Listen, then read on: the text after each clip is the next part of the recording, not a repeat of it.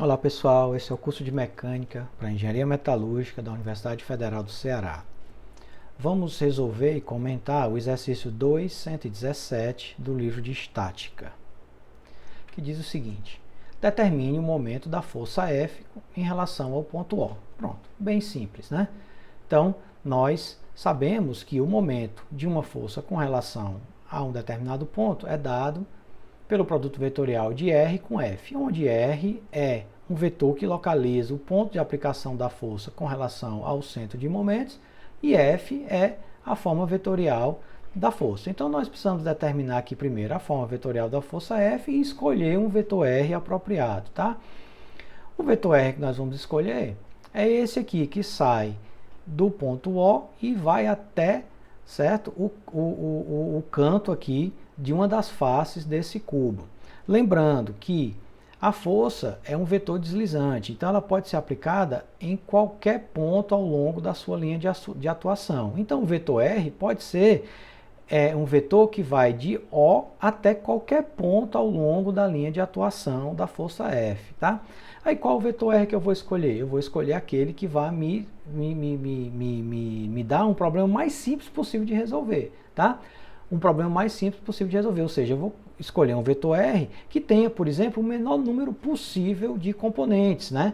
Componentes x, y, z. Então, o vetor R sendo aqui a diagonal de uma das faces desse cubo, certo? Ele está no plano YZ, tá? Então, a sua componente x vai ser igual a zero. Então, esse vetor R aqui só tem duas componentes, uma em Y e uma em Z, e isso simplifica a minha conta, tá? Então, nós podemos escrever que a força F, ela é o módulo dela, F, vezes um vetor unitário na sua direção e sentido. Como ela está na direção x no sentido positivo, então o seu vetor unitário é simplesmente I, né? Então a força F, escrita vetorialmente, é o módulo dela, F, multiplicado pelo vetor unitário I. E o vetor R, que é a diagonal dessa face, ele é simplesmente B na direção J, mais C, tá aqui, né? C na direção K, tá? Então, R é igual a BJ mais CK. E aí, o produto vetorial de R com F dá isso aqui e a gente faz a distribuição, né? J vetor I dá igual a menos K e K vetor I dá igual a J, tá? Então, nós temos um momento que vai ser F multiplicado por C na direção J, né? Ó, K vetor I dá igual a J, então C vezes F na direção J, e J vetor I dá menos K, B vezes F na direção K, na direção menos K. Então esse é o nosso vetor, tá? Momento da força F com relação ao ponto O. Vamos observar que esse momento tem duas componentes, tá? Tem uma componente em J e uma componente em K, ou seja, nós temos um momento my igual a Fc e um momento mz igual a menos Fb. Então essa força F, ela provoca uma rotação, ou pelo menos uma tendência de rotação, que é razoavelmente complexa, né? Ela tem uma componente de rotação em torno do y e uma em torno do z. Essa força F não gera rotação em torno do eixo x, porque ela é paralela ao eixo x, tá?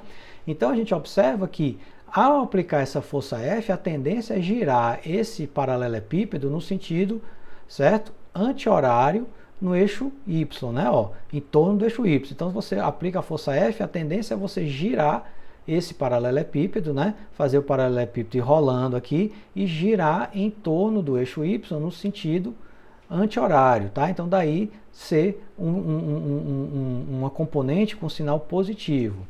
Já com relação ao eixo Z, se você aplicar a força F, você vai ver que ele vai tender a girar o paralelepípedo em torno do eixo Z no sentido horário, tá?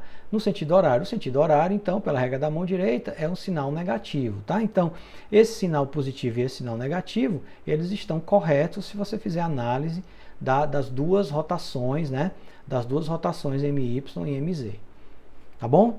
Então é isso e até a próxima.